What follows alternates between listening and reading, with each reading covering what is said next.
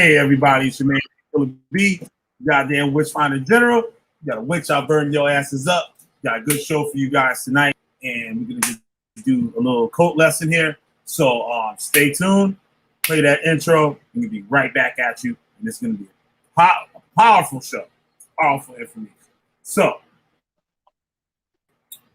that right, let's hold on to the intro. And of course, these things can't always go right. This shit is crazy. Oh, here we go. It's always sunny. All right, y'all. And inhumanity is a man portrayed on the screen so vividly that you flinch. This man showed no mercy in the pursuit and interrogation of his victims. He was called the Witchfinder General.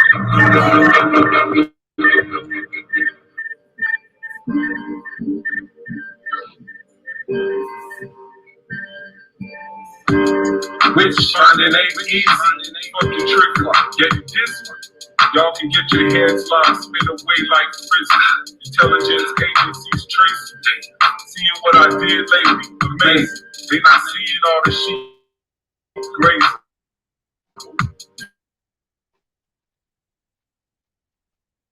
Flaming pins of Josh, get rocked. Mountaintops go fly. Right enough, fight enough. Yet I'm so nice when I expose. Fuck y'all clothes, costume shop roll. Catch info, stole my foes, cause they snitch. Since they can't put me, I'm a witches and they spin. You can't lie, we can't die. I know what y'all said. Just as flesh decay, but eternally, I don't see it that way. Pave the road clear is what you said, but your court gonna leave people dead. Claim y'all don't know you. Watch your desires overthrow you. Man fall down, man go boom. Mask wearing like doom. All caps like y'all yelling. That's a rap. Might as well be felons. Y'all words are lepers. On YouTube, acting precious. This the nexus. Feel the sun from the solar plexus. Tasting breakfast, finding all those devices that detect us. Yo, show respect, cuz. And what line of business might be? God's business? Witch-finding? Witch-finding. Oh, that's y'all believe what that next was. Or some blood. Watch the general pull plugs. Internet warriors caught up in dark corridors. Fiction like Mordor. Should've stayed on the floor. Y'all know no origins. Laughing orphans, even though we got royal blood coursing. No more horsing. Real life's more important. Y'all speaking curses on yourself. Claiming God and no one else. Blast you off the shelf. Burn your whole library. See you do it, look, y'all claim and learn, reading from the Jewish books. Y'all some cookie crooks, lips caught up with a hook. Spooky beats drive me wild. Get stabbed, a knife over the child. Old man, old style. Used to put kelp out the Nile, and I did it with a smile. Fake news, smell vile. Rock like Hendrix at the aisle. After a while, see Egyptians on the trial. Yeah, you, the one claiming proof. Unglued and unglued, expose their actions fully. Yeah, I'll be a bully, but that's fine. This is how you get bullied straight from the mind. Burning them. Cats out there, don't even have faith. Y'all have faith. They claim they read all this, that they know all this. Claiming they speak languages, curses.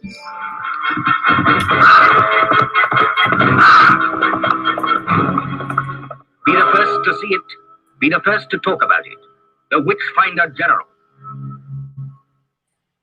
And inhumanity. Yeah. Witchfinder General. We back at y'all. We got Big O in the building. And Brainstorm. What up, Brainstorm? Yeah. Hey guys, how you doing? Get it on tonight. Full of. Yep. Big O, man. I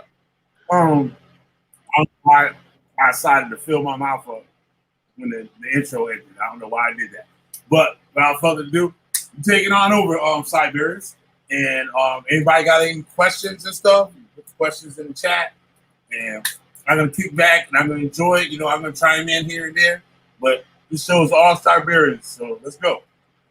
Cool. Well, thank you, Killer B, once again. And welcome it's been a long time since we've done an episode on the occult and a lot of the things that I'm involved with. And what I would like to do is mainly just answer Killer Bee's questions in the beginning, because he has a lot of really good questions, and that's going to snowball into a lot of things. And as if anyone's ever listened to me give a lesson on the occult, I rant and shit snowballs like crazy, okay? And it's hard to keep up.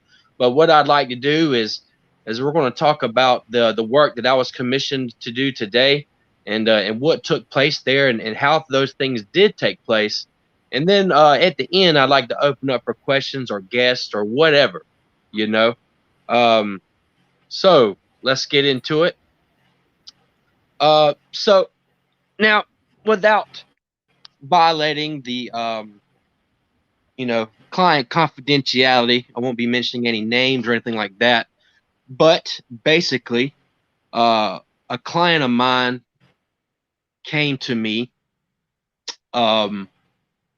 with some pretty big serious issues. Okay, basically someone fixed her up, which is like a old term for cursed. And it was someone she's related to, and there was 4 parties involved. She wound up losing, a part of her body from this, more in an organ, and lost a bunch of money, was in a car accident, and they've been jerking around for 3 years. They're only talking about giving like $5,000, and that's just not cutting it. Okay, so she came to me, and now, and I may even have some people watching that I've done work for, and the work was very fast. Well, this was not fast. This has actually been months and months in the making. I've actually waited to do this ritual for about 2 months, and that's one thing that I have to explain to people.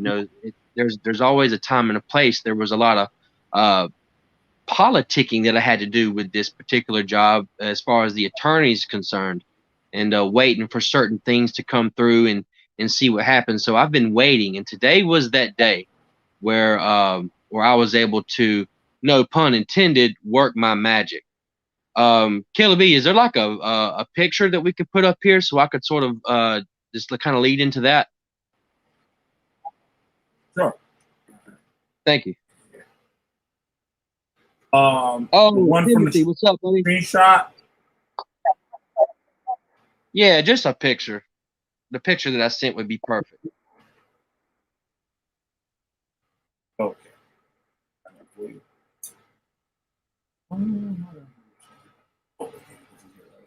So while he does that, I'll sort of explain what took place today.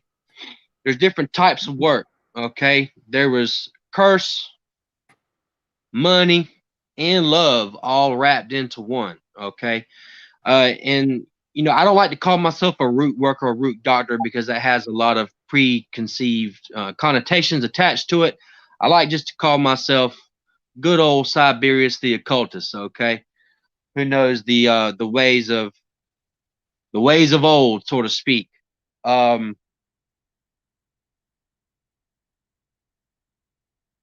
So, but a good reason, or a definition that I have for a root worker, is not someone that uses roots or herbs or plants, but on the other hand, gets down to the root of the problem. So that being said, there's a lot of psychology involved. It's always seeded by some sort of emotion. Let's see.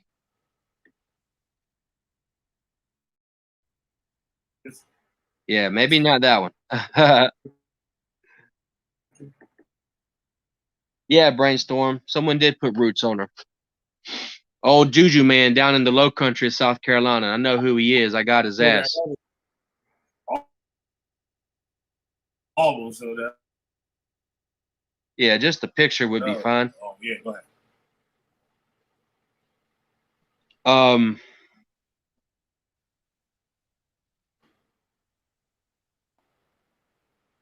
Okay. So what happened is I'm not going to really get into the intricacies of the ritual itself because that's Oh shit! Hey, right. You can see it. yeah, that's good enough. You Fuck can it. see it, right? It's on Yeah, I can see it. I can see it. So, you know, you don't want to give up the secret sauce. I don't give up my actual practice. You have to, you have to pay for that. But as far as what, took place and that was fantastical and would give someone confirmation that this is real. Okay. So I'll just start off.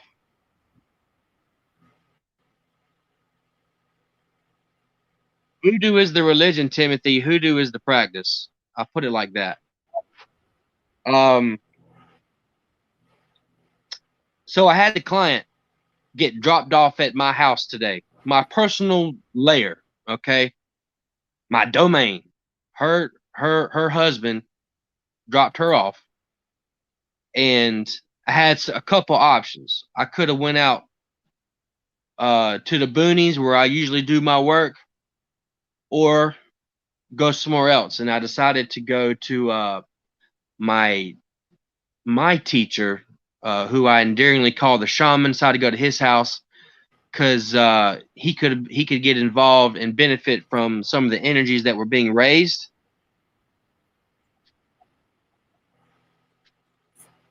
And that's what we did. He gave me the green light, and I went to the shaman's house and commenced this in the backyard. Okay, I went to the corner of the very backyard against the fence. That corner was pointing perfectly north. Okay, so it sort of gave us, a good grounding center of balance. I would know where everything is at, just knowing if I'm facing towards the corner of the fence, I'd be facing directly north. Okay, because this is all very important. If you'd like to be caught up on that, you can go check out Medicine Wheel, our video on Medicine Wheel Magic, and I can explain how all that stuff connects. So let's just say that the main energy that we were working with is highly associated with the direction of the west. And the entire time going from my house to the shaman's house, it was hot. The skies were clear. It was sunny. Take my word, I did not check the weather. Okay. I do not care about checking the fucking weather whenever I do work like this, because it doesn't matter what the fucking weatherman says. Okay. So, but just take my word on this. It was hot. Had the AC blasting. Headed to the shamans. All right. I introduce her. She goes in and sits down. I go into the backyard, pick the location, the spot. Then I get to work. I get the rakes. I get the leaf rake. I get the metal rake, and I begin to rake. Okay. You got to clean the area. Also, instead of using paper, I like to use dirt. If there's any sigil work that needs to be placed, I like to use a stick off the ground and draw that shit right into the dirt. Doesn't even matter if it's eligible as long as it is drawn. Take my word on that. So I had everything set up, as you can see right there in the dirt. There was some candle work going on there. I tend to sort of, lean towards colors meaning certain things. You also have the candles that are extremely specific. Sometimes I use those if I choose to, but it's more so the color. And it doesn't even have to be the color as long as it's the candle. It's actually the elemental force of fire, and the way that fire communicates by flickering or getting bigger or smaller. That's what I really use the candles for. But in the back of my mind, I'll tell myself, hey, the color of the candle helps me remember what that candle is there to represent. Okay, not that the color itself has some sort of super special powers, which is also extremely controversial, but we're going to move on from that. Exactly, Timothy. Exactly. And that's exactly what happened. So, and it's so crazy. As soon as I had everything set up, here comes the rain. And how many times has this happened to me? Every single time I've ever done a ritual in the middle of the day, it fucking rains. every time. Doesn't matter what time of the year, doesn't matter at all. Okay. And actually, you can even go to my channel and check out where I interview the shaman, where he talks about the weather and how, you know, within limitations, those who tap into their divinity, we can play with the weather. Well, this is what I did today. You know, I already knew I was going to be rained on. This is something that is just known. Whenever you get to this level of work, the rain comes. It's just what happens. And what was so crazy is, as I commenced the ritual, here comes the rain, and it was coming from the west. First, it was the wind, then the rain.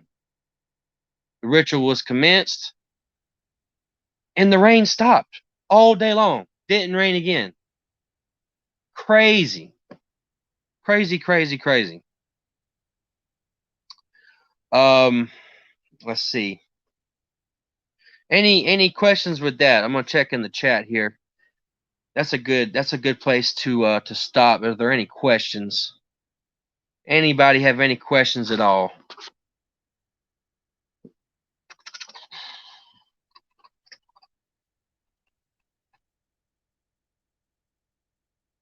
How about you, Kelly? You got any questions, man?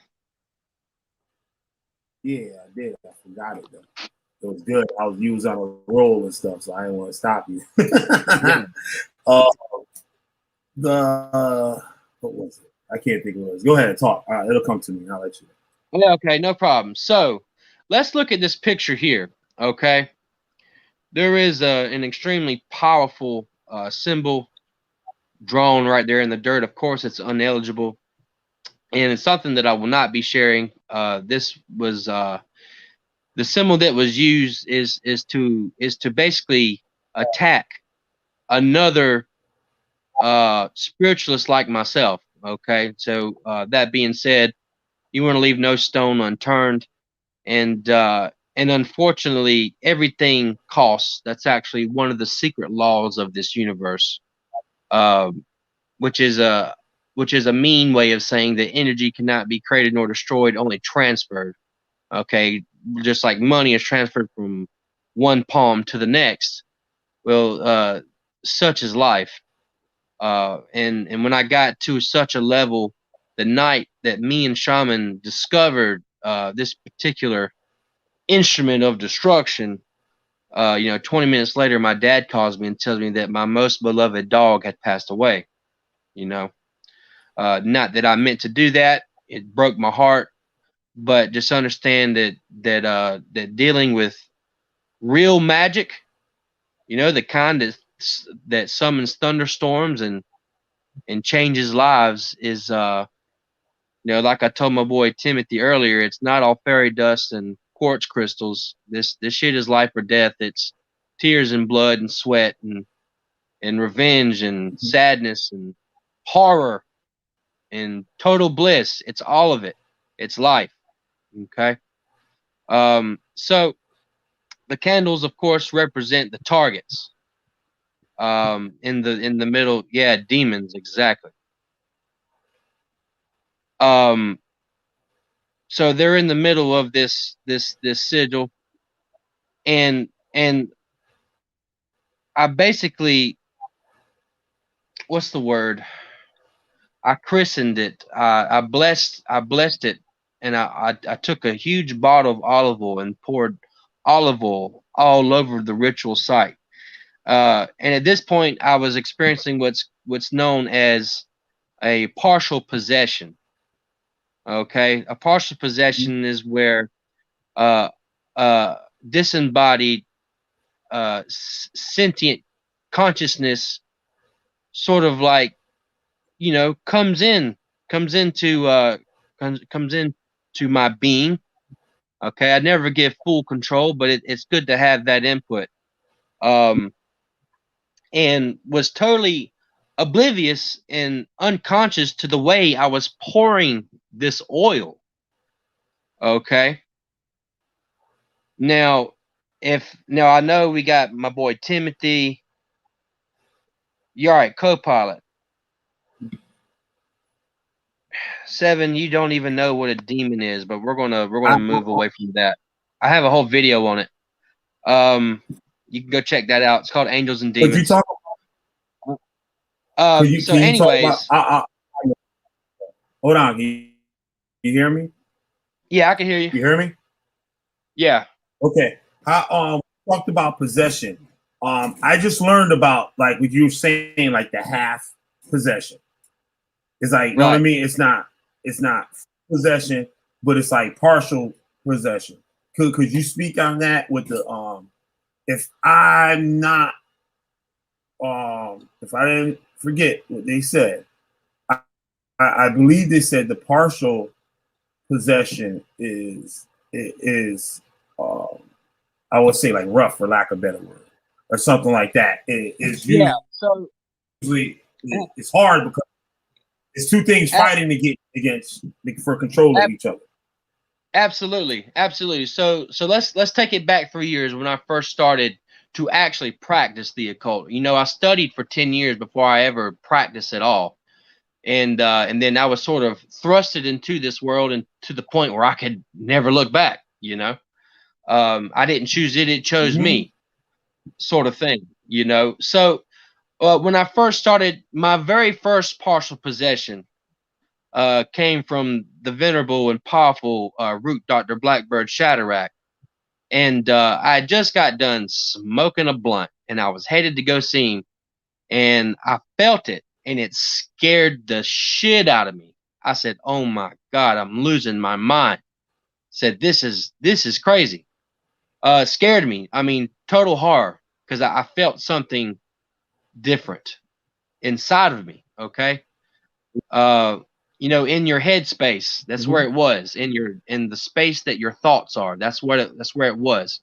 Wasn't no thoughts. You could just feel that something was there.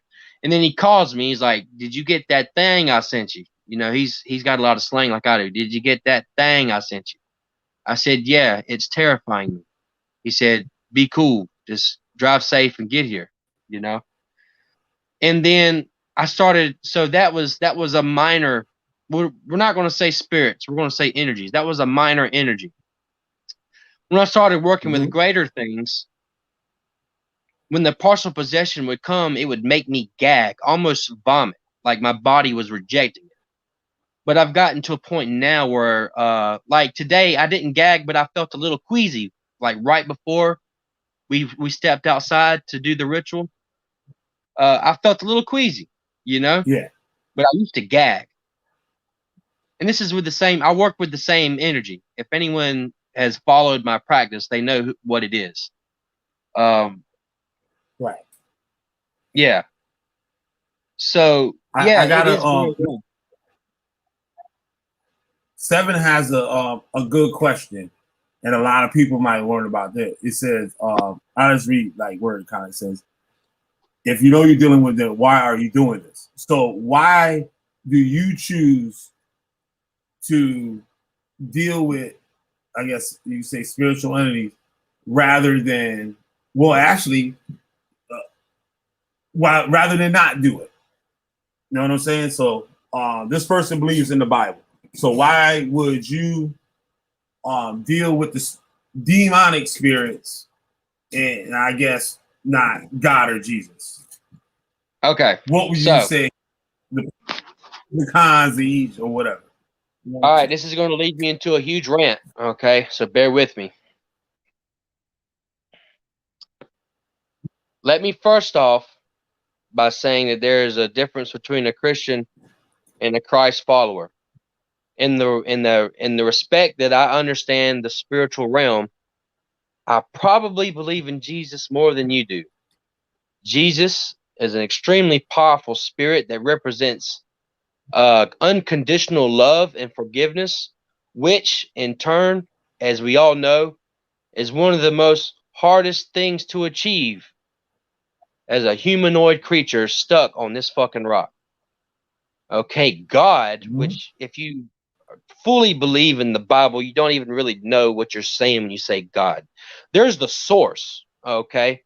In all things, spiritual or otherwise, are just a little piece of God. You are God. I am God. This fucking blanket that I've got covering my legs as I lay here in my bed talking to y'all is a part of God.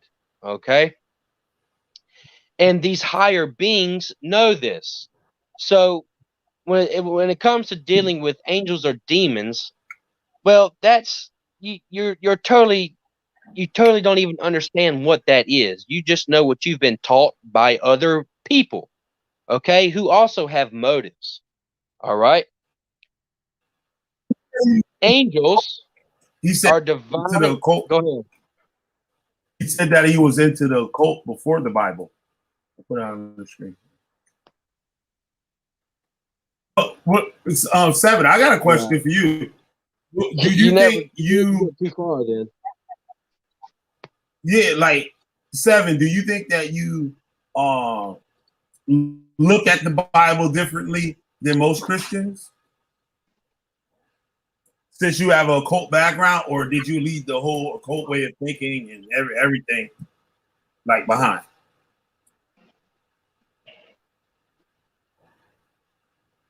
Forget all that. Forget all of that. Just forget that. Yeah, like I'm here to talk about actual occult knowledge, not to argue with a Bible thumper. Shoot, you're all talking occult. Yeah. All right, continue. But I will continue this rant. Mm-hmm. Okay, I'm not just some kid that wanted to get off by trying to summon Lucifer or Satan or whatever the fuck. Okay, this isn't what that is. So what a true demon and true angel is, which is just an extremely general categorization of spirits, and this is based off of the universal law of polarity. Okay, hot, cold, positive, negative, sun, moon, man, woman, male, female, which are all polarities, which are polar opposites, not true opposites. Okay, which I've already done a lesson on this, so I'm not going to get into that. Y'all should go look at Killer Bee's videos and give him more views, likes, shares, and subscribes. Okay. If you want, I've already given you the answers. Go watch it. An angel is a disembodied, sentient consciousness of a positive charge. A demon is a disembodied, sentient consciousness of a negative charge. That's it. Now, when it comes to working with angels or demons, we live in an infinite three-dimensional universe of nothing scattered with a little bit of something here and there, the stars and the planets and everything else, which is the scattering of something. It is all positively charged. Okay? So in any aspect, you know, you've heard me say working with angels is actually much more dangerous than working with demons, and that's because essentially, just like I can walk up, slap the shit out of you, so can angels, because they're positively charged. You have to think about, you know, when scientists create antimatter, as soon as it's created, what happens?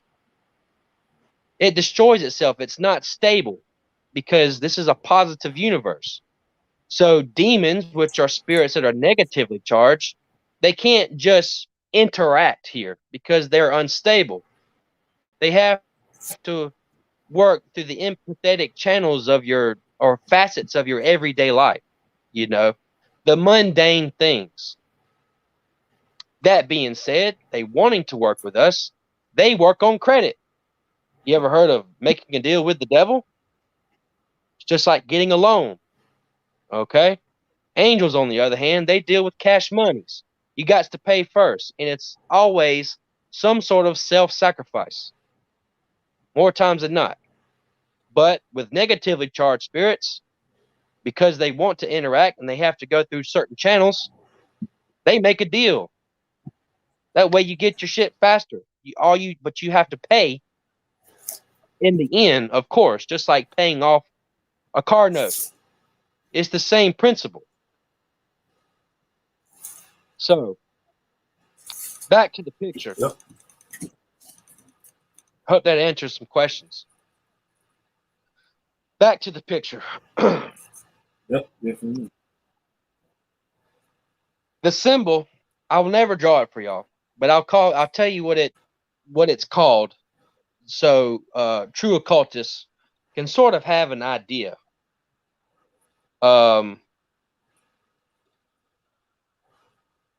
Of the power that we're dealing with here. The symbol is called the Saturnian octuple helix. And I want to say that because as I keep looking at this picture, I keep seeing more things. This happened today. Now that oil, I didn't even notice until I came back in the house and went back over my videos and photos. And the shaman, who is my elder, pointed out that the oil on the ground looks like a black cat, sort of, or a black cat looking thing. Yeah. Basically attacking those candles. And the more I look at it, you see how it looks like a cat, but then the paws circle around the candles and it looks like a sickle? Well, look up the symbol for Saturn. Yeah. And tell me if that shit doesn't look like the symbol of Saturn. Yep. Go ahead. Yeah. That's true. Like it looks like a cat. You know how a cat bug out and get on its like toes and stuff and walk all crazy? Yeah, it looks like a cat bugging out. Yeah. They're kind of like what it looks like. Yep. But it's also the regressive symbol for Saturn. The negative symbol for Saturn. It's a sickle. And it's all pointing towards the west. So the energy that was basically the highest ranking consciousness involved, it's like the oil is like corralling those candles towards that highest ranking consciousness or energy, which only brings to my mind the new Mortal Kombat, if anyone's seen it, where Shang Tsung walks up on Raiden and is like, "I've come for your souls." That's basically what the fuck is happening right here.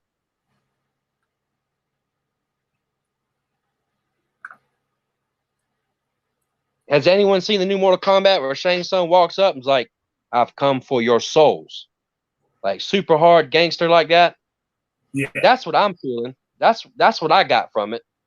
That's what I want to happen because these bitch motherfuckers got what's coming to them. And don't worry, y'all are going to get updates. Believe me.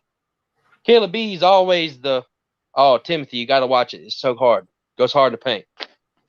Mm-hmm.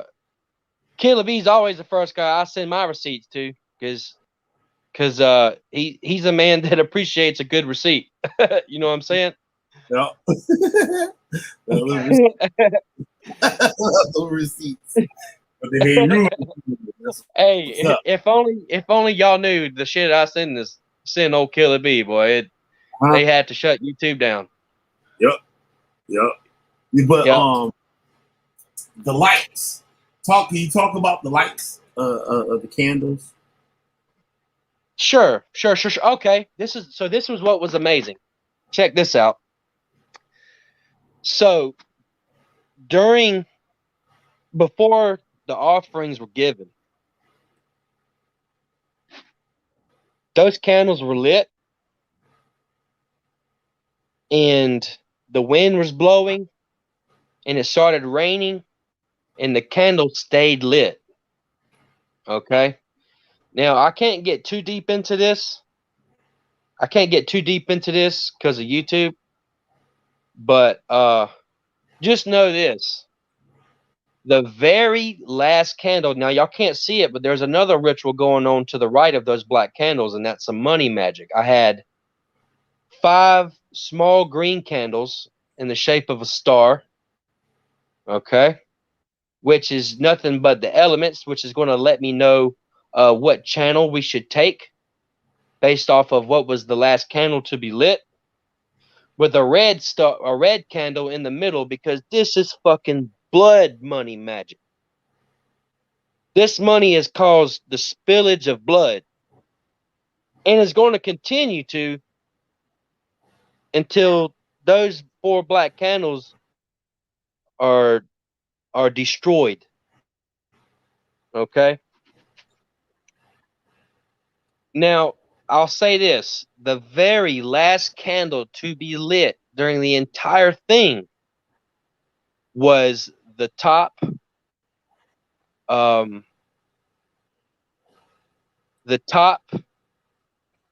green candle, which represented the north, which also represented the element of wind, which represents the mind. Okay? So it was basically when you're doing active candle magic in this sense, where there's winds and there's rains and there's elemental forces trying to fight this fire and put it out, yet for the sake of the ritual, the candles stay lit. What the fuck? Think about that. It was a heavy downpour and this whole ritual is still burning. All the candles are lit. If it wasn't for the sake of me having to perform this ritual, I would have videotaped it. So you're going to have to take my word, but the candles stayed lit during heavy winds and a torrential downpour.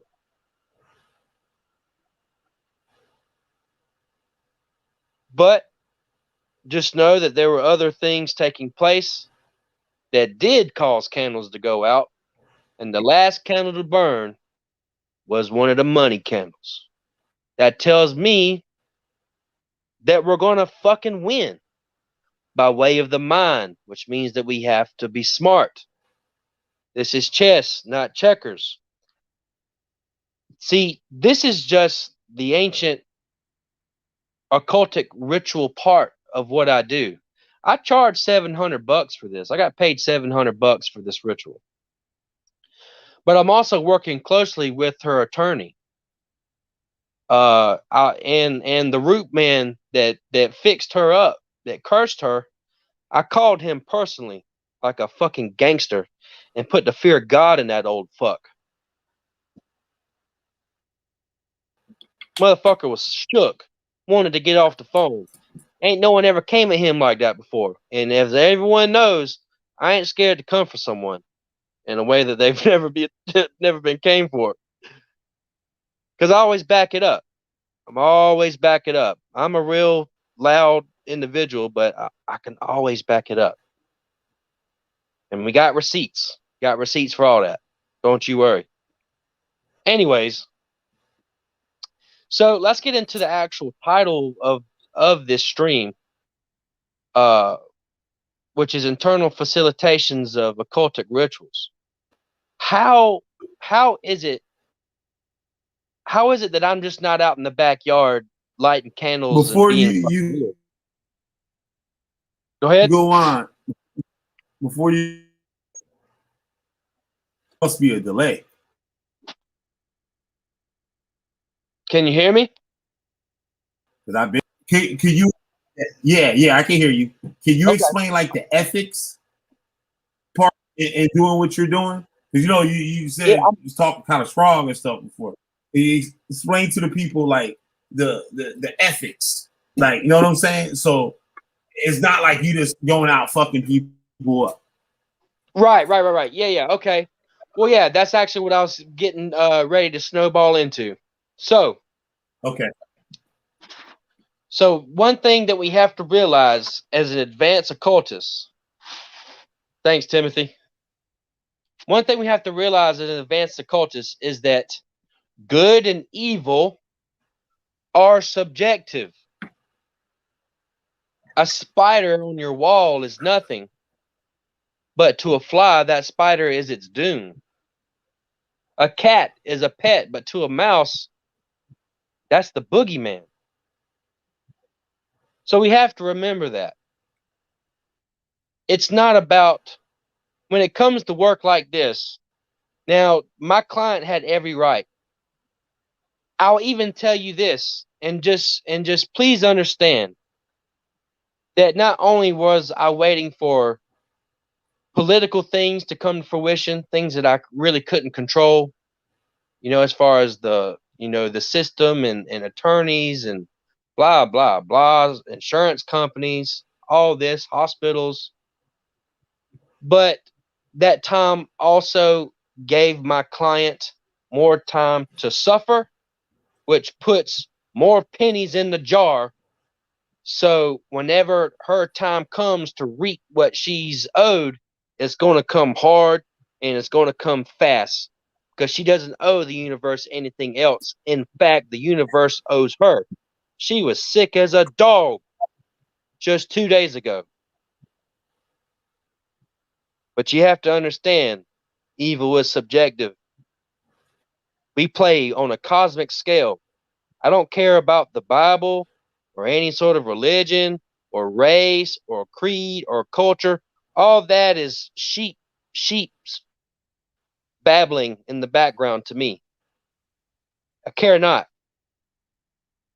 I'm a cosmic being.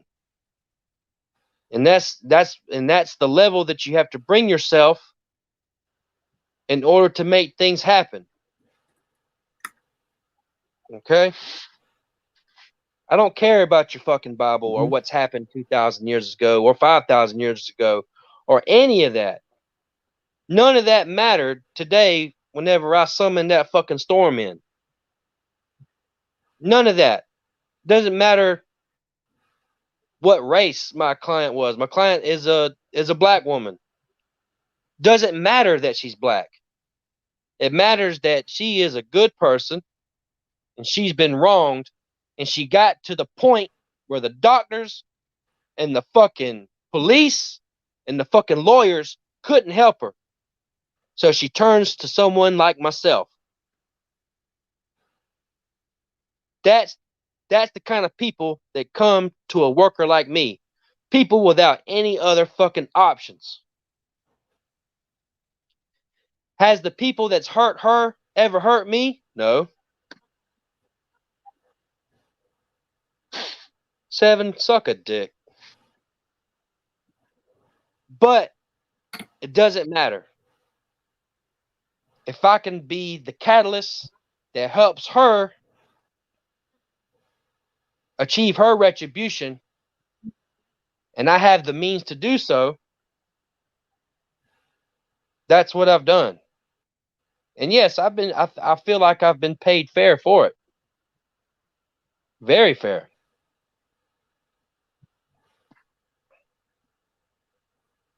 What I want to talk about the color of the candles and stuff, but that you explained that well. Yeah. I like the way you did that. The sacrifice.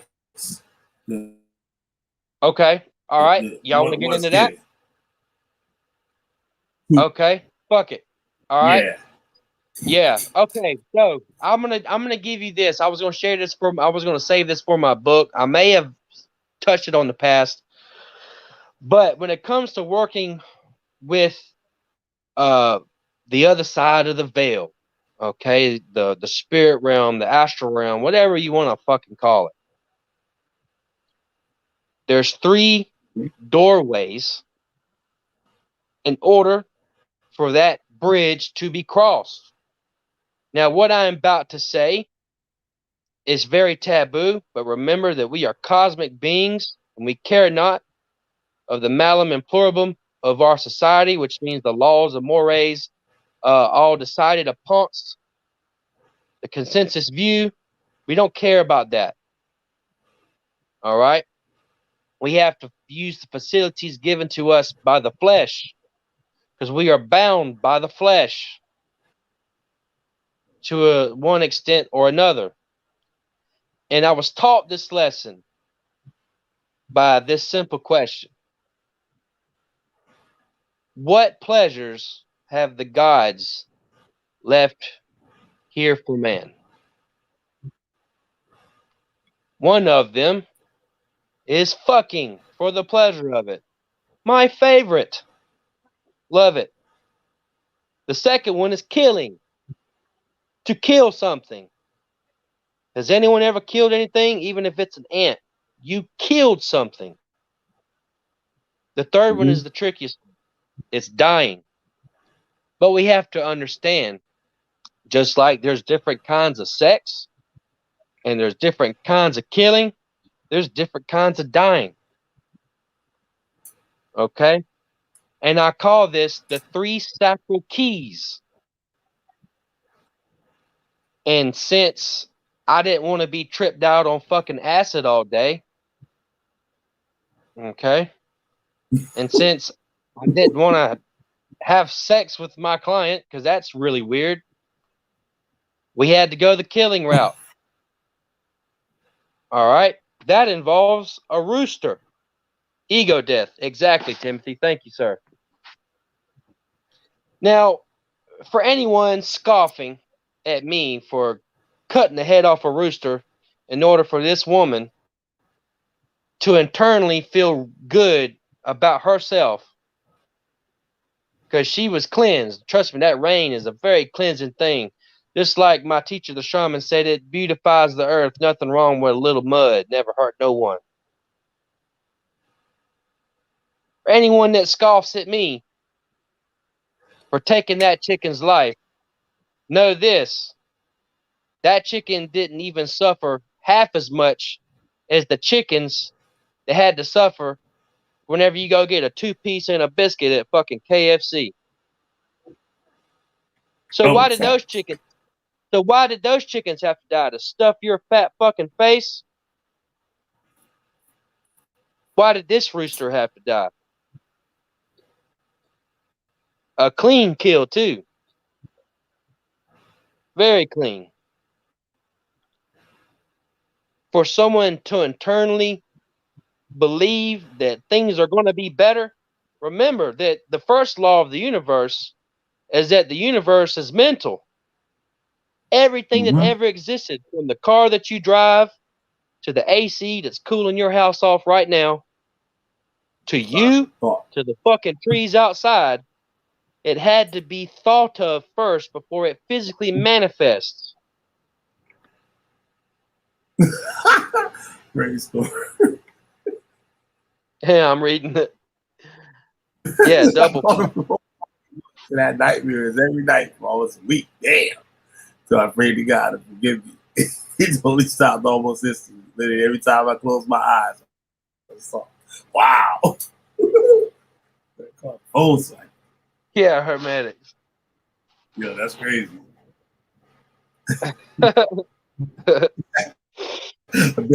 Calling it. Guarantee you that, boy. Damn, sound like you might have been on the verge of going schizophrenic. Wow. So let's get deeper. We're only scratching the surface here. Mm-hmm. What's up, Ruby?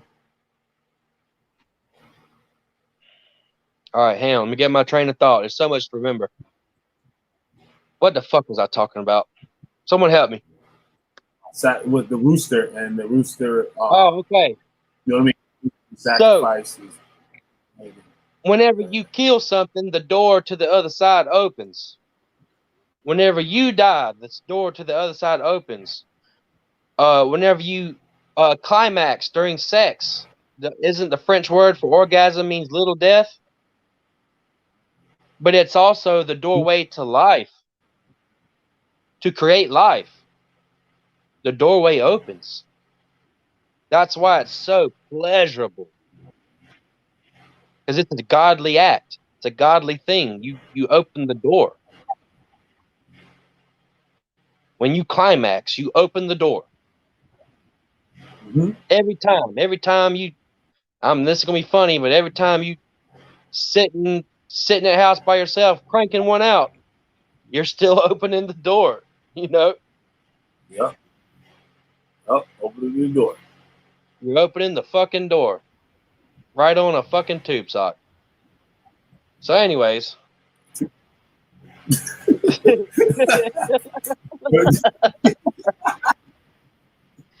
Occultic tube socket. But that's true though, because like love Brainstorm, match, love it match. doesn't anymore.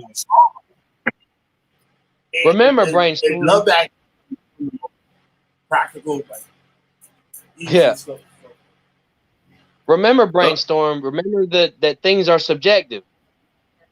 A house cat doesn't scare me, but to a mouse, house cat is terrifying. And you also have to understand this as well, that in my doctrine, in my school of thought, the word supernatural does not exist. It only exists in movies. Because if it exists, therefore it is natural. But you have to remember that an occultist, which is nothing but a metaphysician, we are nothing but a scientist that works with and studies the parts of the universe that cannot be measured here in the third dimension. Cannot be measured here.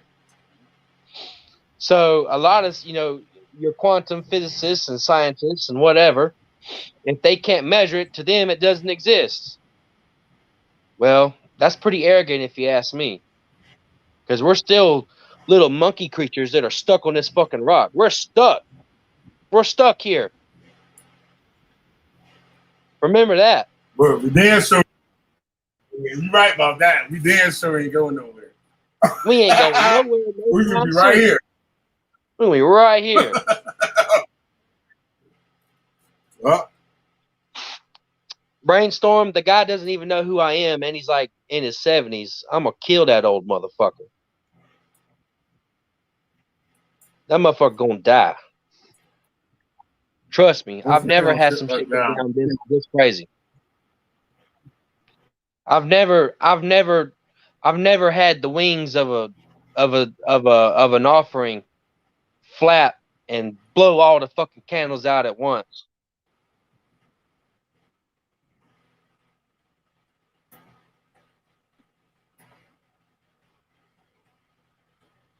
I was taught by the Shaman and also the great root doctor Blackbird Shadorak.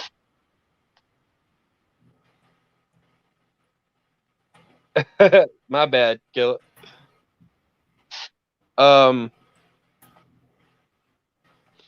So let's see here.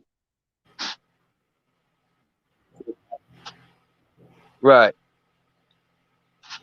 No, So, do we have any questions? Go ahead. I basically got all the points out thus far until I pick up on a trail of something else that I can snowball into. No, we talked to some, but we talked about that. Oh, this is what I want to get into. All right. Now this lesson came from, even though I think he's a sellout, this came from E.A. Coediting. I learned this from watching a video with E.A. Coediting. Your will and your desire. Well, most of the people here probably. Huh? I said most of the people here probably don't know who. Yeah. Most of the people here probably not. Right. Well, he's the largest occultist on YouTube. He's got like 85,000 subscribers or some shit like that. Brainstorm. Where did you learn from? Who taught you? Like, how long was your understudy? Okay, so I'm gonna get back to E.A. Coediting just a second. That's funny. Timothy knew I was going to talk about E.A. Coediting when I said sellout. My understudy was 10 years with the Shaman. I studied for 10 years straight. So, I mean, consistently, week after week, consistently, 10 years. From 15 to 25, And in the past 3 years, I've been an actual practitioner, and was thrusted into that role by Root Dr. Blackbird Shadrach, who I endearingly say was the one who taught me the dark arts. Okay, the real left hand stuff, the actual nitty gritty part of things, you know, not just the study, but the actual doing of it. So yeah, as far as I'm concerned, I have a PhD. I'm not a master, but I have a degree. But let's get back to what E.A. Coediting taught me. His lesson was that in everyday life, your will and your desire tend to cancel each other out. Have you ever had the power to enact your revenge on someone that wronged you, yet you decided to pardon them, to forgive and forget? Mm-hmm. I would say probably everyone here has done that. Yep, plenty. Now, have you ever desired something that you could not have or did not have the will to achieve, but you still desired it? Everyone desires to be a billionaire, really, but do you have the will to do what it takes to achieve that? Is that even possible, no matter how powerful your will is? You see how they cancel each other out? So your intent, which is your will and your desire combined, your will and your desire have to be up at the same time in order for magic like this to work. Because remember, the universe is mental. I think, therefore I am. If you believe it, then it is true for you. Remember that we all live in our own little special universe. There is not another you in your universe. You're not sitting beside yourself, talking to yourself in your universe. Therefore, you are the defining difference that separates your personal universe from the next person's personal universe. And when you understand that, you can essentially manifest things into being, or situations that are in your favor. If anyone ever follows me, they saw that I took a very, very long time off from YouTube. But I've achieved great things in that time. I manifested it. And nothing happens overnight. It still has to, flow through the channels of the physical world in order for things to happen. For example, don't come to me on some love work, or don't come to me on some money work if all you're going to do is sit at home on the couch. You have to do everything physically possible to achieve your goal in order for the metaphysical to work, because the physical is the channels and the doorways in order for the metaphysical energies to flow and manifest for you. Now you talking. Yep. Now you talking. Yeah. Go ahead. It's true. So your will and your desire have to be up at the same time. That being said, doing rituals like this, and this is the real reason why I charge money, is extremely taxing and tiring, because it's hard to have your will and your desire up at the same time. To have it, to know that you could have it and still desire that shit. That's a hard thing to do. You know? Do you talk about like the downside of it? I remember how you was talking about you have to pay like a price. So sometimes these things come to you, or sometimes you're drained by that and stuff like that. Right, right. So you are physically, mentally, and spiritually drained by this. You also benefit. I always benefit whatever work I'm doing for the client. It also helps me in the same ways, generally. But you got to pay for using that power, that God power. And that's another reason why you charge big money for this, because you're going to have to soften that blow, even if it's blowing a tire or, whatever. But whenever you're able to play chess at this level and you understand the connection, the medicine wheel magic, and how things connect and come around the karmatic circle of dominoes, if you will, you can see it coming. You see it coming, But honestly, when you have so much suffering already in the pot, in the tunnel, a lot of times it's forgiven and you just get straight up blessed. But you got to put in the blood. You got to put in the sweat, the hard work. You have to shun away from the instant gratification of your little monkey brain vices, whether that's a cigarette or a honey bun. You have to sacrifice. That's what it's about. And if things go wrong or you don't hold up, see, the only time something really bad is going to happen is if you don't hold up your end of the bargain. Now that's at my level. I'm not telling anyone to, as long as you hold up your end of the bargain, you can go out and do this. No.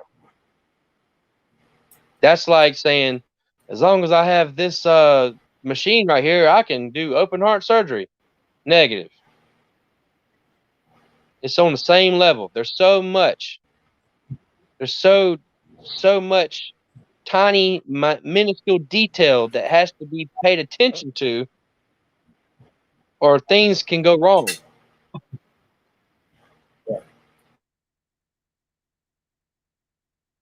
And I've had it go wrong in the very beginning because I didn't care enough. Usually when you do a setup like this, the more attention to detail and care, the more powerful it's going to be. That's one of the that's the eighth secret law of the universe.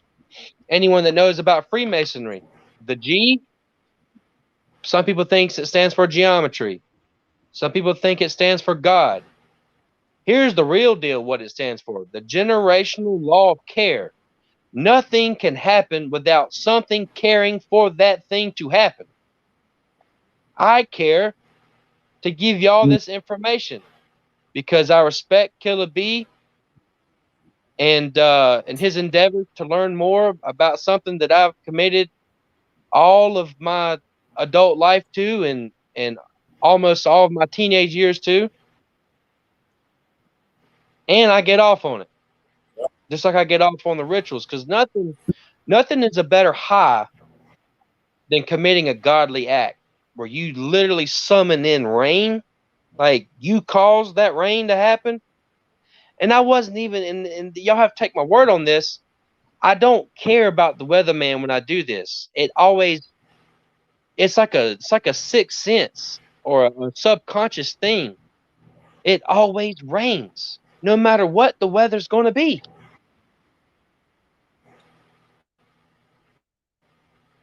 It's crazy. There's no greater high. Huh?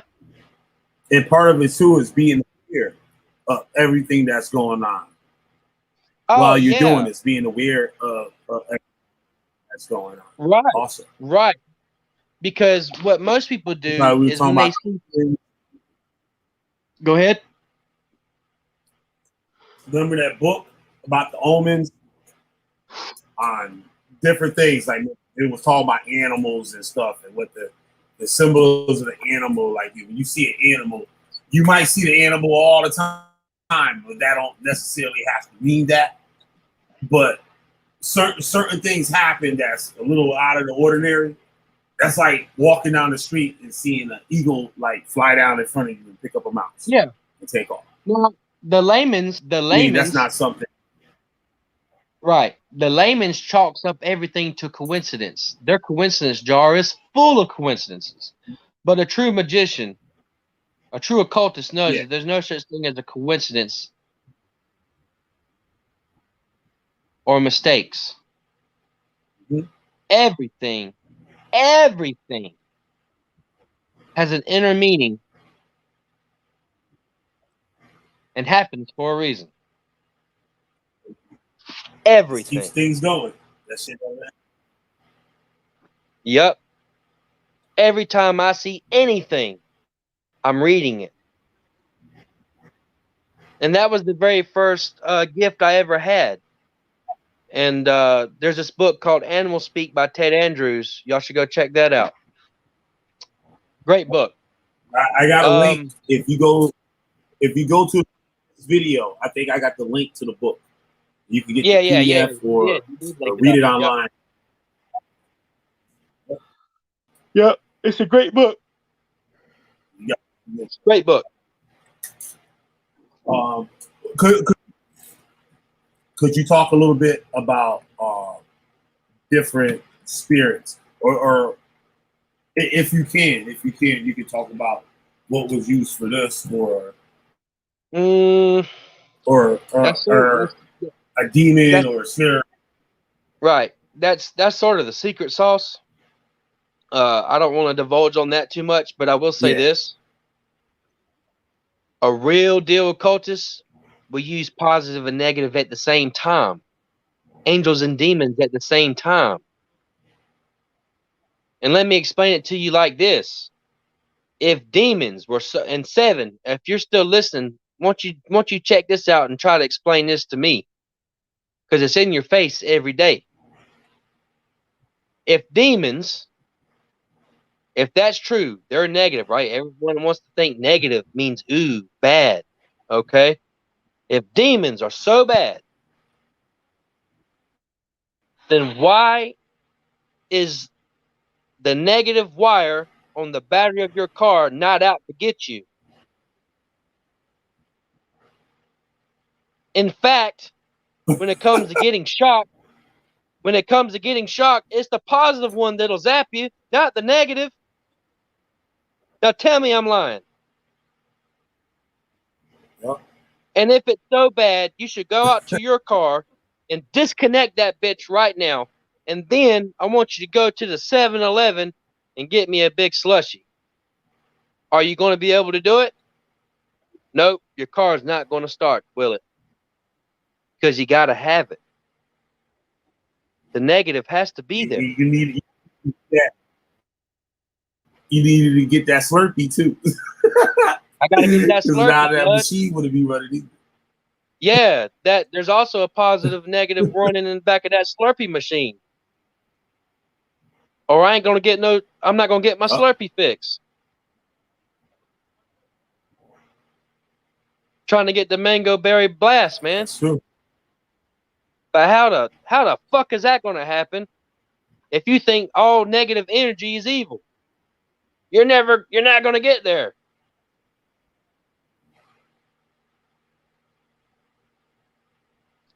We got spirits in the Slurpee machine. Got demons in the Slurpee machine. Yeah. Slurpee demons on high alert. Look out. Get your Bibles out. Damn. Slurpee demons are coming for you. So explain that to me. See? Oh, see, look. Animal omens. Yep. We just talking about that. Just talking about it. Yep. Cool. Timothy's cool, man. I found him off Facebook. Just talking about that. Yeah, Timothy. I've been talking to Timothy for a minute. He's cool. But was he in the Telegram group? He was in the Telegram. The Telegram, the group thing that we had. I'm not. No. He wasn't in Voodoo Cartel. Oh. He should have been though. Maybe we'll get that back going. I still got it.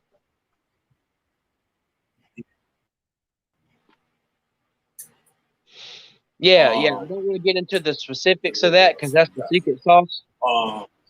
But I mean, you know what it is, but I don't want to give it to the public. But I use positive and negative at the same time, just like you use positive and negative to drive a car. Just like you breathe in and you got to breathe out. You know? No difference. You can't do the microcosm oxygen and exhaling oxygen. Yeah. The macrocosm is as the microcosm. You inhale, you exhale. Something that'll kill you. Yeah, exactly. Don't exhale no more. Shit. Ooh, negative, bad. And let me explain this to you. Negative, what someone would think that is to destroy, positive to create. I mean, that's just what our little monkey brains think. But I can flip that on its head, but I'm not going to yet. I'm going to say this first. You can destroy something for good. Okay? And you can create something for evil. You see how it's the same shit? It's the same. Polar opposites. Mm-hmm. Now think of this. Think about the human race. Men, if you had to say which one's positive, man or woman, people would mostly say man is positive. Well, positive is outward, like a phallic symbol, like a punch. Okay? Mm-hmm. And man is three-dimensional. Now, this is going to get into some deep shit. I don't even know if I even want to go this deep. Man can only change. Can only change things, which is a nice way of saying to destroy things. Yet we're positive, right? Man, positive. Female, negative. Or submissive, yin, yang. Yang, loud, positive. Yin, quiet, soft, submissive, nurturing, like a woman. Or at least the way a woman should be. Now, how did we just take positive and turn that into a conduit of chaos and destruction? Women can change or destroy and create. Now check this out. In the third dimension, we cannot create nor destroy energy, only transfer, except for a woman or a female, period, no matter where in the animal kingdom, to create life. Now, of course, there was only a transference on a chemical level to create the vessel or the body of a child, a baby. But who that child is, that was created. That came from somewhere else. Think about that.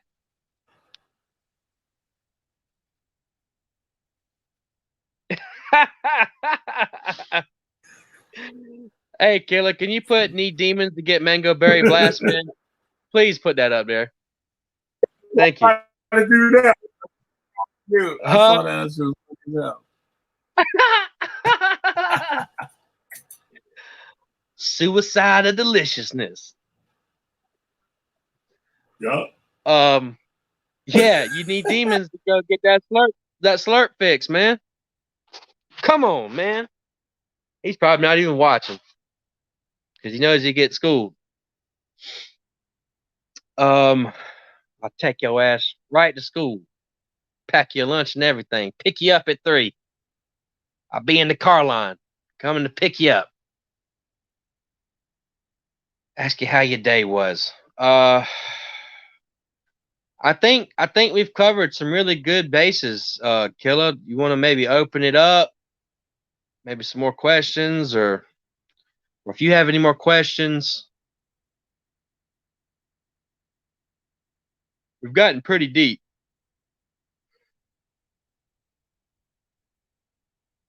You there? Oh, nope, you fell off. All right. I guess it's on me for the time being. Yeah, Timothy, that's hilarious, man. Thank you for joining. You really made this entertaining. Brainstorm, as always, super great. Hey, Kel, I was gonna see if you want to maybe open the floor up, maybe drop a link, or if you had any more questions, any more rabbit holes you want to go down while we're on the subject. Let me get this link in the chat. Anybody want to come on? Links in the chat.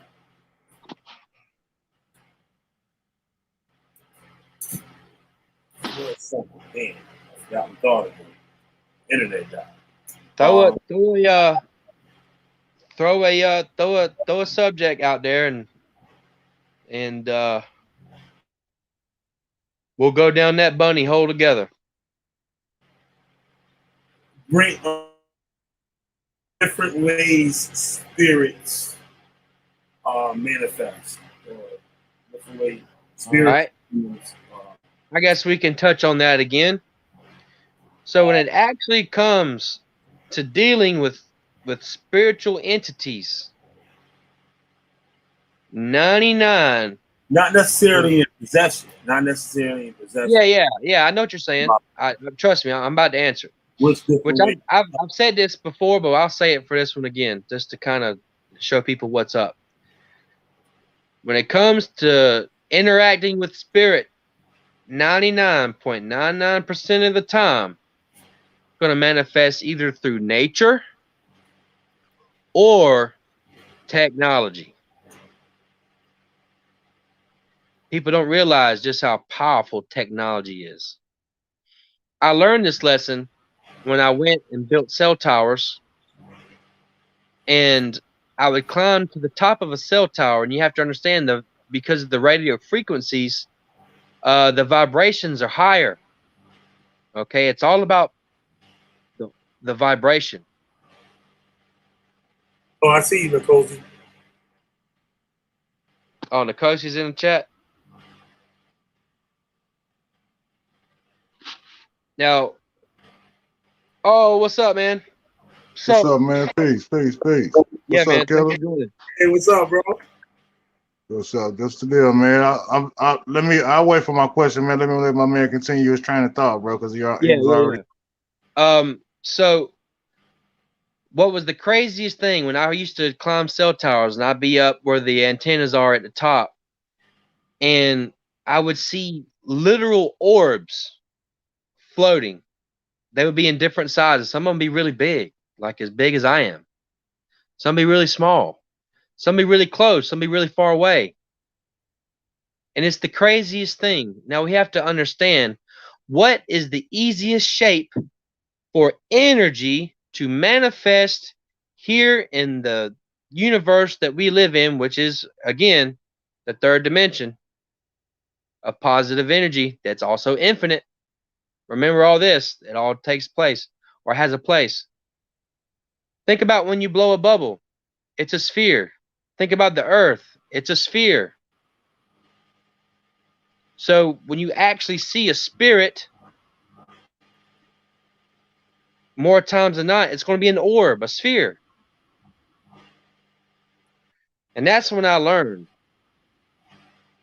that technology is also a huge conduit for communicating with disembodied energies.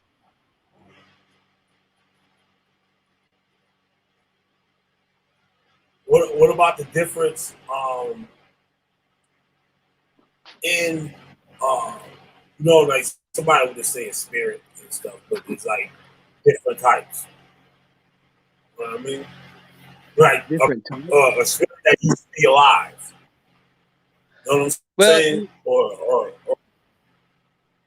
you've got mortal spirits, and you've got spirits that were never human, and you've got angels, you got demons.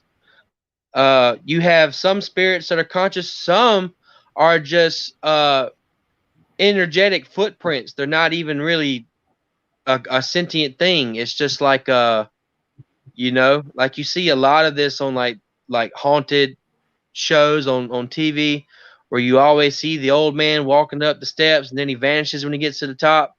Spirit's probably not even really there. It's an energetic footprint. Still creepy as fuck, granted. However, I really and of course I'm not dead, so I can't truly definitively give you 100% answer to this, and no one can. Because again, I'm still alive. Me as a whole, I'm still alive. But if I had to bet, that's not even that spirit isn't even really there. That's like I said, an energetic, an empathetic footprint rather than an energetic. Hey, can I ask a question right quick? Go for it. Now, earlier you said that that everything in creation is mental. Mm-hmm. Now, with that being said, how would we be able to explain the creator then of all of this, or the God? Man, that beats me. I'm not the creator. I think that free will and the complexity of the universe we live in, or even beyond, is just a way for the source or the creator, whichever you want to call it, to interact with itself and not be so fucking bored. Right. Straight up. Because that's what I think. Because I've been listening. I've been trying to dig deeper into the Yoruba or dealing with the Orishas, right? Right. And that's one of the main things they say about the creator in that creation story, is that the creator wanted to interact. Yeah. So it's crazy because you're not the first brother I've heard say that that everything in creation is mental. But when you start thinking about how strong the mental is to where it can produce reality, or things we can touch that are tangible to us. Right. Like like what you were saying about how powerful frequencies are. Like, I don't think, because like I deal with fiber, I deal with light, I deal with cable, all of that. I don't think people understand how strong frequency is. And it's the invisible that makes things tangible for us. Right. Especially in the field that we do, because we got to tune in to lock into these frequencies in order to get the results we need to get the job done. Oh, Nkosi, I've got a great subject on frequencies, if you would allow me. Check this out. Go ahead, brother. Go ahead. Yeah, check this out. Hang on. Let me not forget it. Okay.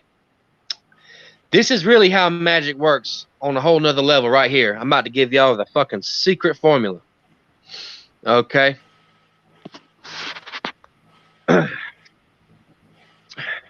There's the law of observation. On an atomic level, positive matter, as far as we know,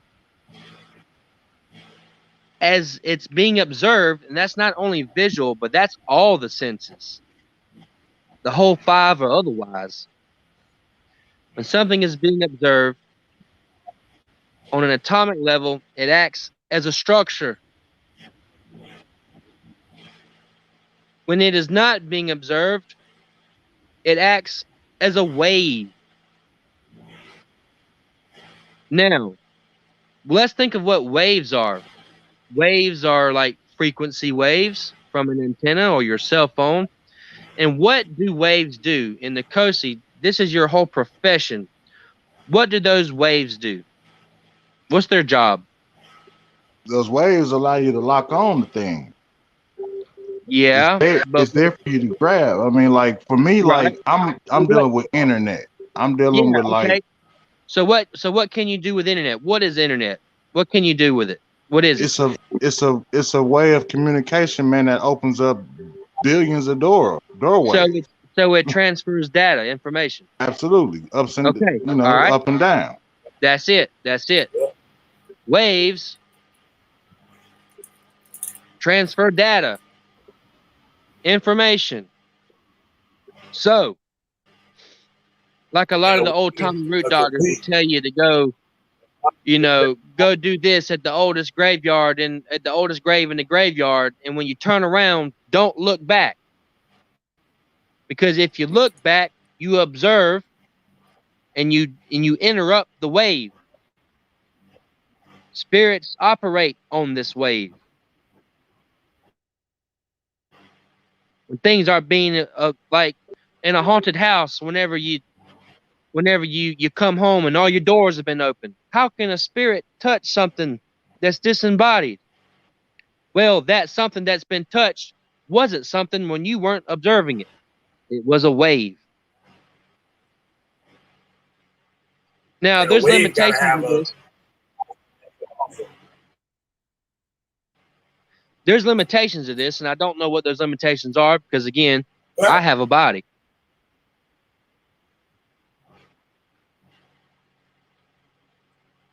But yeah, that's magic. That's how a lot of magic is done whenever things aren't being observed. Whenever you don't know what's going on. So why is it you got some folks that'll say like when they take a certain herb or certain plant that they're more receptive or open to get on them waves or frequencies? What is it that blocks the mind from every day grabbing that mentally so it affects our physical world? I'm having a hard time putting your question together. Can you rephrase that? So like some people, like I guess with an altered mind state, when they take certain herbs or certain plants, right, to get to that trance, to like a lot of shamans, some shamans, I don't want to paint a blanket statement, okay? But some shamans deal with herbs and taking certain plants to get to another level spiritually, but that they was able to take that information and affect our world with science and technology. Right. What is it that blocks the mind from us doing that on a daily basis without that assistance? Or is that something that we need to dig deeper into, interacting more with herbs and plants that open our minds up? I think it's the ego that's probably blocking that. You have to understand that whenever you die, you as a whole, yeah, you're dead. You're dead in the real sense of the word. Your soul, you are not your soul. Your ego, or you are your ego, your soul, your body, your culture, your past, everything are all wrapped together with a pretty bow on top. So you as a whole, yes, you will die and no longer exist. But your essence is internal. So these plants, what they do is I think they bypass that what we are with the pretty bow on top straight to what our essence is, which is the spirit. I think it sort of pulls it to the forefront, through the biochemical doorways that have evolved over millions of years in our brains in order to realize that we are spiritual beings and we are God observing itself. Right. That's what I think. Yeah. So we are the mental, because my daughter will say something. She'll say, "With that, I was talking with, she was just saying my think." And when you think about it, it sounds so simple, but man, it's very profound what she's saying. Well, check this out. Go ahead. People think that the higher realm is the spirit realm, and it's not. It's the mental realm. The spirit still has to be conscious, right? Yeah. You can't have spirit without the mental. You can't have the physical without the mental. Absolutely. But you can have the mental without the physical. Yeah, that's You an can have the absolute mental fact. without the spiritual too. You know, there's a lot of people walking this earth that are mental, physical, and no spiritual. Right. They suppress Right. it because they can't measure it. So you saying basically, if we not operating as a 3-dimensional being, then you handicapping yourself. No, we all operate as 3-dimensional beings, but we're 4th-dimensional beings. You can experience the 4th dimension, you just can't measure it. And that 4th dimension being what? Okay. You're trying to open a can of worms on me here, but don't worry, No, I got you. no. I ain't trying to, you know, if it's something that's secret. We're gonna go down this bunny hole. Don't you worry. All right, Alice. we headed. All right, the 4th dimension. So let's recap. Let's rewind a little bit so people can get a grasp. We live in a 3-dimensional world. What are those 3 dimensions? 4 backward, side to side, up and down. A coin, you know, you probably heard me ask people this before. A coin, I ask people, how many sides does a coin have? Most people say 2. It's 3. You've never seen anything with 2 dimensions. Okay? Now, we know that 4 backward, side, up and down is the 3rd dimensions that we operate in, that we can measure, that we can comprehend. The 4th dimension, I would say, is inner, but not like through a door. It's something that you can't even comprehend, okay? The direction is inner, to go within, okay? Which totally plays into how I say that you can experience the 4th dimension, but you can't measure it. You can't really comprehend it, but you can feel it. Yeah, you can't comprehend. Yeah, which a lot of the magic and stuff that I do is very empathetic. A lot of the problems that people have emotional or empathetic origins.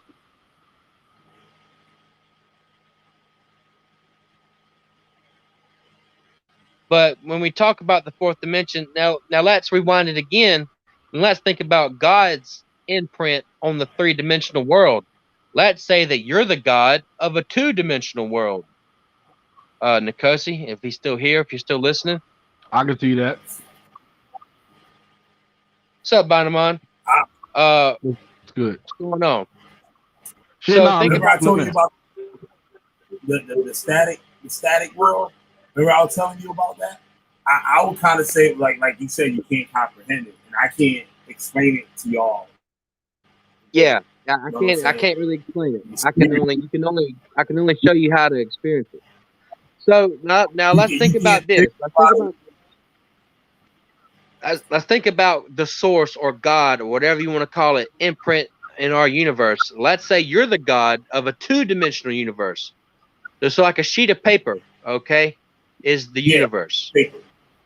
And you put your finger, you show them, hey, I am your God. Here's my godly finger in your world. Do those 2-dimensional beings see your whole finger, or do they just see the fingerprint? They can't see it. And you on a sheet They of can't paper. comprehend up and down. You're not standing on the paper. You are you in the sheet of paper.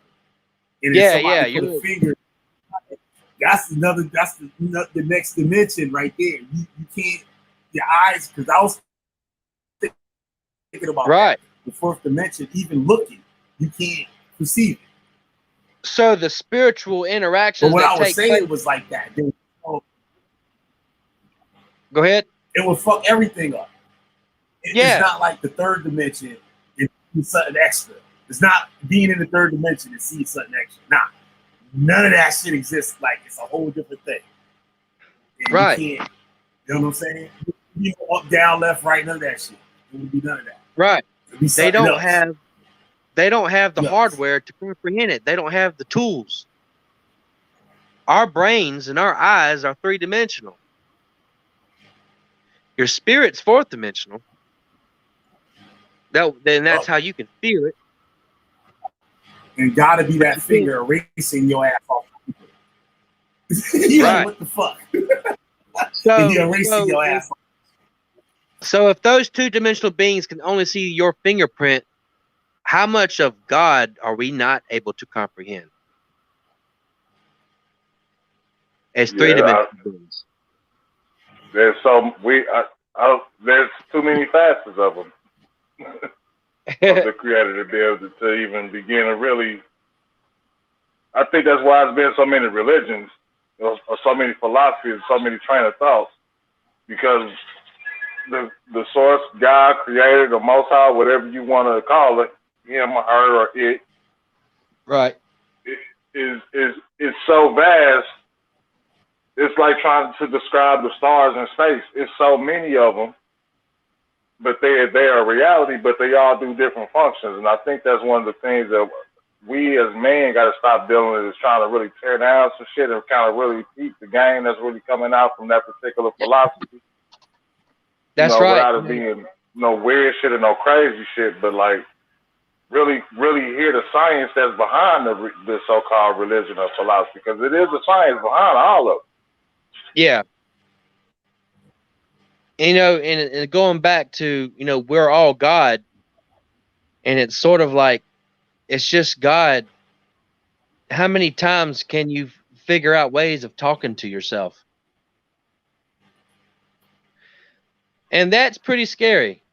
Now that aspect, it's pretty dismal, but it is what it is.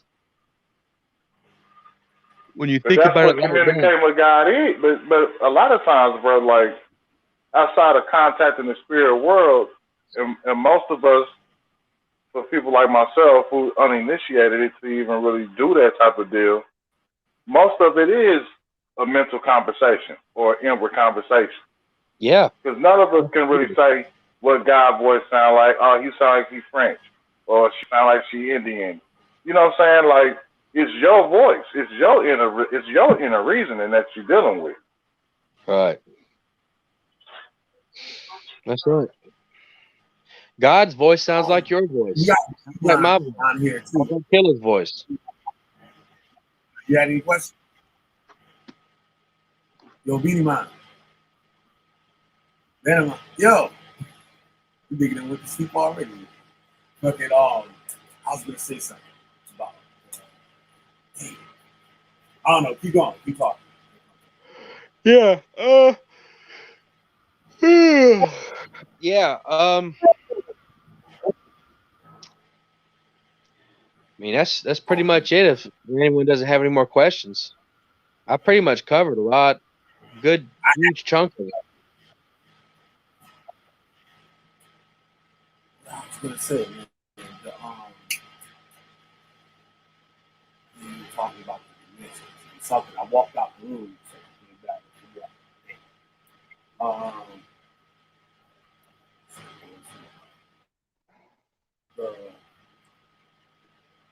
That's interesting, though. When you talking about the second dimension, somebody put a finger on it.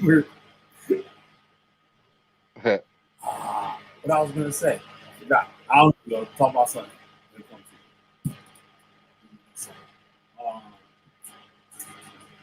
Beanie Man, you still there? You I'm trying still to say something. Oh, there you go. All right, you have any questions? Yeah, I got a question for Siberius. Go ahead. Question, out of curiosity, would you explain to me like how we are apes exactly? Just curious. How we are apes? Just curious. Yeah, I mean, yeah, like monkeys. Yeah. Yeah. Well, for one, we share what was it, like 98% DNA with bonobos and chimpanzees. We have the same basic skeletal structure and facial features and hands and feet as they do. I mean, it's pretty obvious. What about their hair? What about they Yeah, fair? they have. Yeah, I mean, I think due to us evolving to stand upright and become long distance runners, we lost a lot of that body hair in order to keep us cool and to sweat. I think that's probably the reason why over thousands and thousands of years we lost a lot of that body hair for that reason. But yeah, I mean it's pretty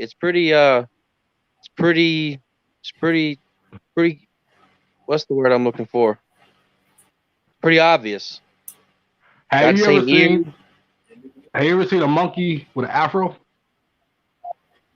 No, I'm just being real. Just being real. No, I haven't. Afros, they do. Pretty funny though. Here we You know what go. I'm saying? It's about. Here we go. Here we I'm go. just being real. What's it like? You said like we lost our, huh? The next one would be hilarious. So Monkeys do got if we all are apes, does that mean 1967 Planet of the Apes was white people's version of Roots? I don't know about all that, man. I think On this plan. Planet of the Apes is a pretty good movie, though. Oh yeah. Uh-huh. Yeah. We was taught Israelites that Planet of the Apes was that the apes and stuff was the Israelites. Which was fucked man. up. It was fucked up. Yeah. I enjoy its the cinematics of the movie The Planet of the Apes. I don't look into it like that. Well, they had the apes like niggas though. You saw part 2. They was riding on horses with guns and shit. Well, I mean, if I was if I was an advanced sentient being and I had a horse and a gun around and I was trying to stand my ground, I'd use that horse and that gun, wouldn't you? Yeah. But anyway, getting back to the apes thingy. I got a question. All right. If we all Hold on, I had my original question I had in the video. All right, cool. Hold on, David. I forget again. Shit. This is my original question that I forgot. The first question I forgot. Tim, was it Tim? Who was it? I think it was Timothy that asked the difference between hoodoo and voodoo. And you said one's a practice and the other was religion. Yeah. Can you build on that about why this is different? People might think they're doing the same thing.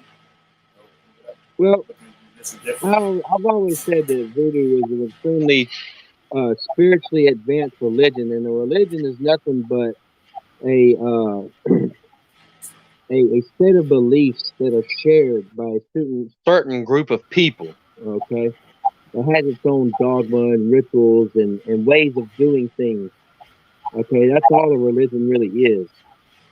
And as far as I know, and that's just what I've been told. Hoodoo is just what you call the actual practice of voodoo. Voodoo being the religion, hoodoo being the actual practice. Which hoodoo could just be, like around here in South Carolina, you'd call that juju. You know what I'm saying? Old backwoods magic, or juju being the practice of folk magic.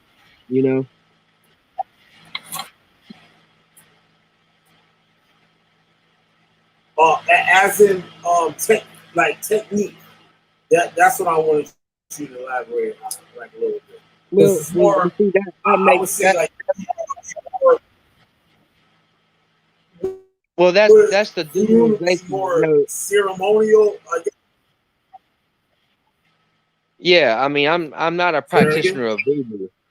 I'm not a practitioner of voodoo. I'm not as far as it as its own art form and religion. I'm not the guy. I know a lot about it, of course, and I understand pretty much every single thing within the religion of voodoo, or can grasp the concept of why they're doing the things that they're doing, of course. But as far as the actual consensus view on ways of doing things within the boundaries of voodoo, you know, because I have my own way of doing things. You know what I'm saying? Does that make sense? But that's what I'm saying. Yeah. Like when you look at voodoo or any kind of like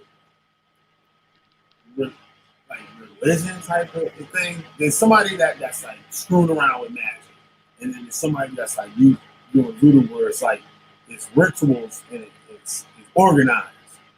You know what I'm saying? All right. Where someone else could be dealing with magic and say this is the adopting stuff or whatever. Because I don't know if I'm right or wrong. Voodoo is more like you have to do the same thing.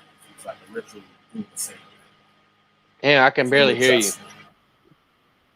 It's just like no adjustment or any, like you can't add to it. You can't add or take away. You got to do it. That's what makes it a specific practice in a religion. No, we do it this way, you know.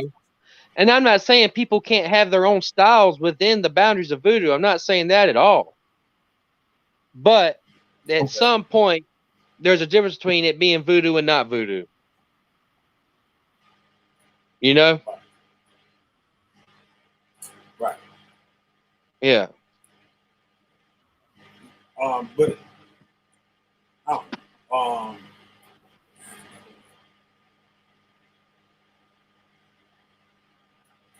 no, that's about it. Yeah. I've been drinking and shit. Yeah, there we go. The Cozy, you still with us? Yeah, I'm still here, bro. I'm just listening in. Because I know what I heard that Planet of the Earth thing where that conversation was about to go. What?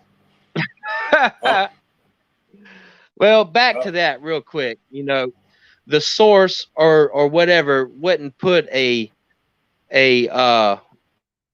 mathematical code that makes us who we are, and be like, okay, humans, you're going to get this code, and these creatures that we call apes, you're going to get a code that's 92 to 98% the same as the humans code. And we're going to take, let's look at another group of animals. Let's take some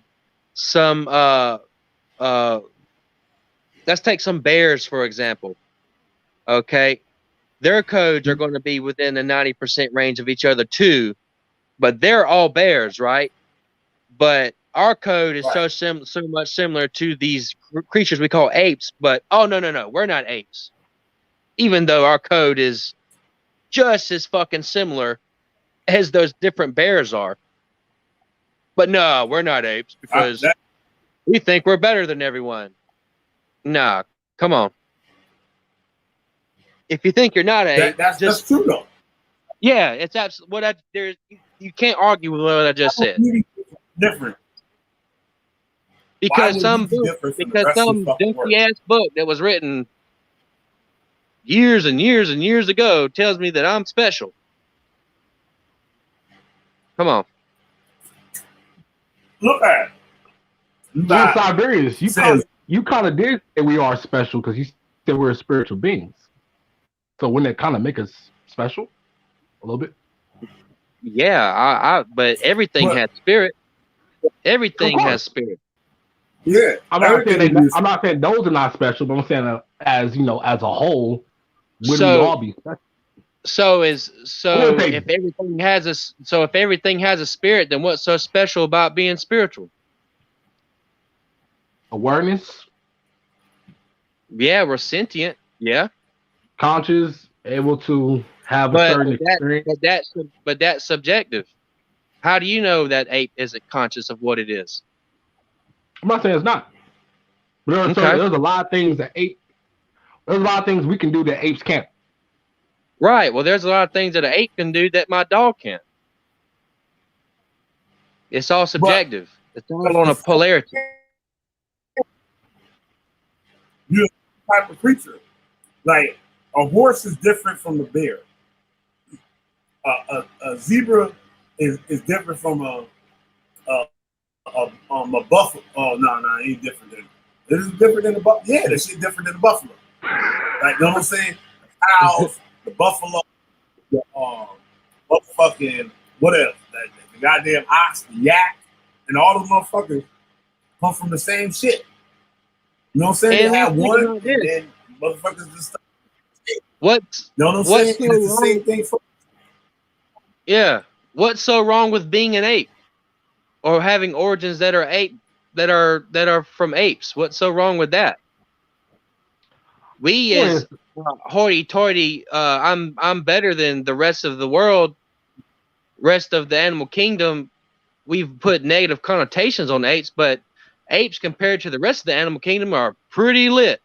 You know what I'm saying? Pretty dope animals, if you think about it. out of curiosity, why the ape They though be killing exactly? Because like, what does that make all the other animals? If ape's the only animal that basically evolved, like how we are, you said we're apes. We're the only ones that basically evolved that far from the ape. How come the other animals didn't evolve as far as the apes did? I feel like I'm just trying to most get animals, understanding. I'm trying to get most animals apes, fall I into feel their like that. niche. Most animals fall into their niche, and there's no other reason for them to evolutionarily advance. So I feel like why did the lower class apes stop evolving then? Because basically what you're saying is only a certain group of class of apes was advanced enough to evolve. Yeah. And They're why did just we stop evolving to my for where we are now? Because in this day and time, as super ape humans, as I will put it, we're Yeah. kind of devolving now. Because we got to a certain point where we're not basically evolving at all. We're just doing things the same Right. way, but just differently. correct. The law of Darwinism really doesn't really apply to us anymore, and that's why there's so much disease and fucking shitty people. Yeah, what you say is absolutely correct. I would say that the lower apes, the new world, and the old world apes, or the monkeys and the lemurs that are even past them, they on a evolutionarily speaking, there's no reason for them to adapt because they are fulfilling their niche in their environment. Yeah, you're right about that. Yeah. Yeah. All us. Mother Nature ain't gonna give you, Mother Nature isn't going to give you much more than what you need, but we have, after millions of years, finally got to a point where we can sort of take matters into our own hands, and we're doing that in a lot of great ways, and we're doing that in a lot of shitty ways.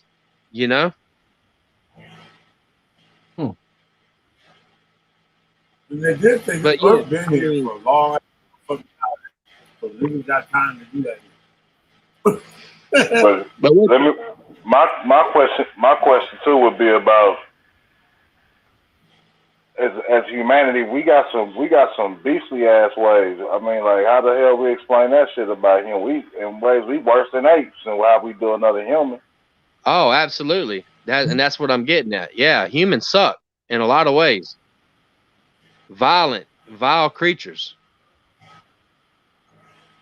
Created a nuclear bomb to blow up some shit. Apes ain't fucking with nobody. That's right. So in a lot of ways, we kind of I don't know what the hell they talk about that missing link shit. Maybe we the ones who fucked up. We some evil, smart ass monkey creatures for damn sure. Better believe it. Yeah, and that's what gets into the whole. I'm saying, what about that? Animals run when they see our ass. Could be a big ass bear in the woods. That motherfucker hauling ass he sees. Yeah, because we're vile creatures, man. In a lot of ways, we are. Yep. But then you look at other cultures outside of America. Some over in Nepal and Thailand and the Philippines, how they, and he's been in Africa obviously, how they mastered the animal. They live in harm with the animal. You know what I'm saying? It's crazy to see these cats, the shit they can do with a cobra. Yeah. They just walk around all these fucking cobras and not worry about getting bit. You know what I'm saying? Like, and to hear stories about how powerful a cobra is and it can fuck you up. But how these people have mastered the animal to where they can control the animal with a frequency, with sound. Right. I mean, that shit is fucking crazy. Right. Well, it's more about the visual actually. Snakes don't hear the same way we hear. They can only feel vibration. They don't have ears. So it's more about the movement of the flute versus the actual sound. The sound's more for, the dumb monkey creatures. They're like, "Ooh, he's making a snake dance." Yeah. The music is for us, not for the snake. Right, but just to still see them, how they can interact with each other on one conscious level. They move and they interact.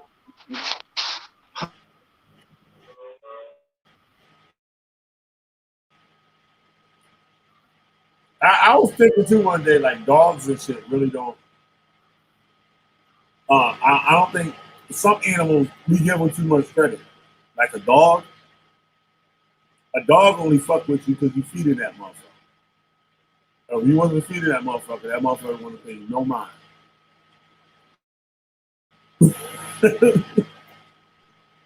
Yeah, that dog can be a loyal friend too, though. You know what I'm saying? If you're doing the right thing with it, it's just still you got to establish a relationship with this animal, with this creature, and this creature will fight to the death. But this same creature will fight to the death for your ass.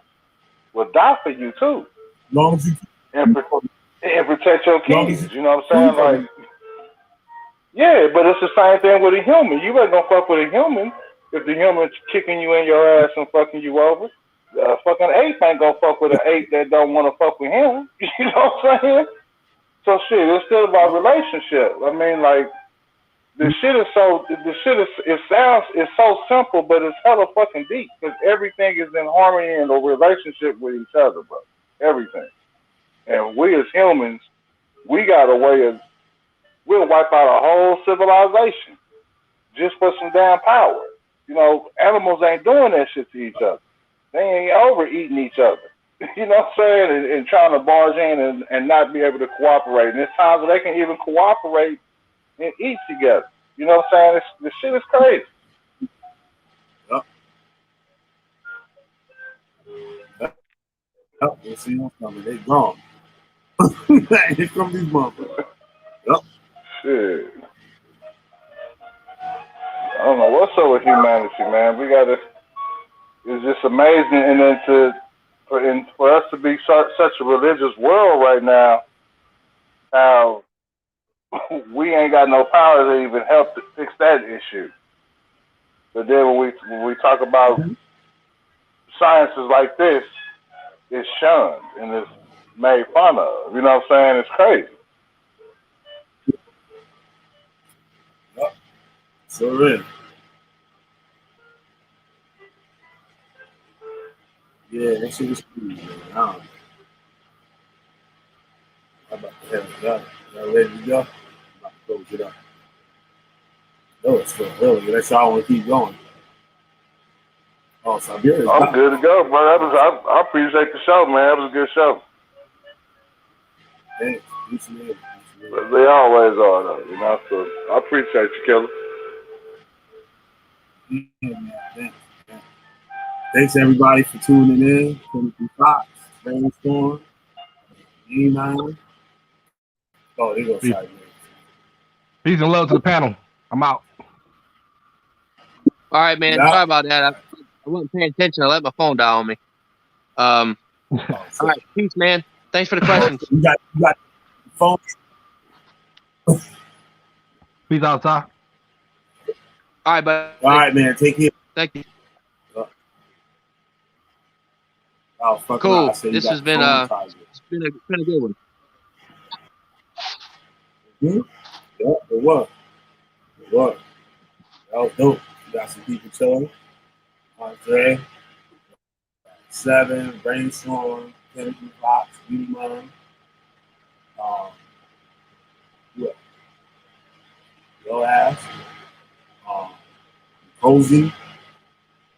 Who else came out? Always good to have my boy Nkosi on. Mm-hmm. Good show. It's been a good solid Good 2 show. hours, man. It's been good. Yep. Not too long either. We head on out of here. So, yeah, y'all. Thanks for coming by. Hope you get out here again tomorrow or something. Maybe. Yep. Make Yep. sure y'all Thanks hit that like everyone. button. Make sure y'all go check out Siberia's Secret Serpent channel for more information. You got a lot of good videos. You got a lot of good videos on his channel. So make sure you hit that subscribe button for him too. Yeah. So thanks a lot, Siberius, for coming on. Good show. Awesome. Thanks, man. And hopefully we get. As always, always a pleasure. Yep. All right, man. So we're gonna head out of here. I'm Killer B, the goddamn Witch Fighter General. Got witch our birthday asses up. Come on. Burn them down.